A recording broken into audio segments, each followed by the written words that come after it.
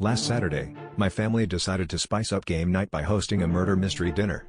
You know, the kind where everyone gets a character and you spend the evening accusing your uncle of being a jewel thief while he tries to hide the fact that he's just really bad at improv.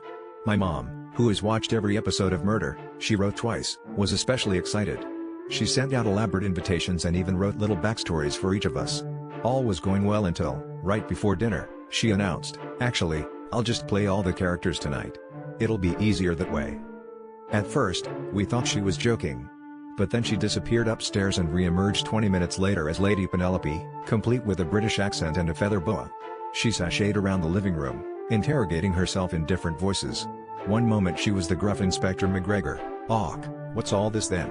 The next she was the suspicious French chef, Zut alors, "I have no motive." Dinner became a one-woman show. My dad tried to get a word in as Lord Witherington, but Mom cut him off, accusing herself, of poisoning the hors d'oeuvres. As the night wore on, things escalated. Mom started running laps around the table, switching hats mid-sentence and arguing with herself over alibis. She'd shout from the kitchen as the butler, then sprint back as the heiress, only to gasp and clutch her own pearls in shock.